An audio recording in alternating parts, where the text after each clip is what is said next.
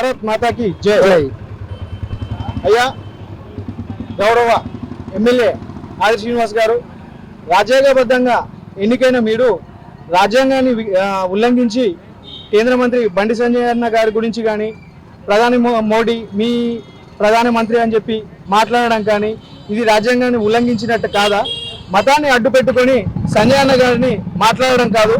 ఎన్ని కోట్ల నిధులు తెచ్చారో మీరు ఒక నియోజకవర్గానికి తెచ్చిన నిధులు ఎన్నైతే ఉన్నాయో వాళ్ళు 7 నియోజకవర్గాలకు ఎంపిక వ్యవహరిస్తున్నారు. దాదాపు 20,000 కోట్ల నిధులు తెచ్చి మన 7 నియోజకవర్గాలను కూడా అభివృద్ధి పథంలో నడిపిస్తున్నారు మన కేంద్ర మంత్రి బండి సంజయ్ అన్న గారు. అటువంటి వ్యక్తిపై మీరు హిందుత్వాన్ని అడ్డు పెట్టుకొని మతాన్ని అడ్డు పెట్టుకొని ఏ పైసా లేకుండా తెలంగాణకి ఏ పైసా తేకుండా మాట్లాడుతున్నారని చెప్పి మాట్లాడుతున్నారు. దయచేసి మీరు గూగుల్ ఓపెన్ చేసి చూడండి. మేము మీకు చెప్పేటోళ్ళం కాదు, కానీ మీరు గూగుల్ ఓపెన్ చేసినా కూడా బండి సంజయ్ అన్న గారు కేంద్రం నుంచి తెలంగాణకు ఎన్ని వేల కోట్ల నిధులు తెచ్చి అభివృద్ధి చేస్తున్నాడో తెలుస్తుంది. ఇది మీ విధేయతగా వదిలేస్తున్నాము.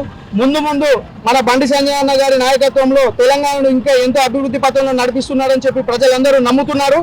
ఈ ఒక్క వేములవాడకు సంబంధించి ఆలయాన్ని అభివృద్ధి చేస్తేనే ఆలయ అభివృద్ధి అని మీరు చెప్పుకుంటున్నారు, కానీ ఆ ఆలయ అభివృద్ధి ఎట్టి పరిస్థితుల్లో కాదు. ఎందుకంటే పురాతన రాతి కట్టడాలను తొలగించి మీరు సిమెంట్ కట్టడాలతో కడుతున్నారు.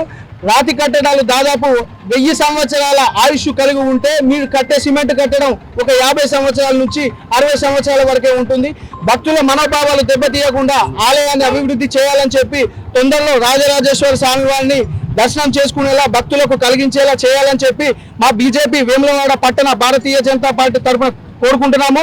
అంతేకాకుండా ఇవాళ ఈ రోజున మా భారతీయ జనతా పార్టీ శాఖ తరఫున వారు చేసిన వ్యాఖ్యలు వెనుకకు తీసుకోవాలని చెప్పి వారికి తెలియకుంటే తెలియజేసేలా మా భారతీయ జనతా పార్టీ పట్టణ శాఖ తరఫున అంబేద్కర్ గారికి వినతి పత్రం అందజేయడం జరిగింది. ముందు కళ్ళు తెచ్చుకొని కేంద్ర మంత్రి గురించి కానీ ప్రధానమంత్రి గురించి కానీ మాట్లాడవద్దని చెప్పి దయచేసి విన్నవించుకుంటున్నాము. భారత్ మాతాకి జై.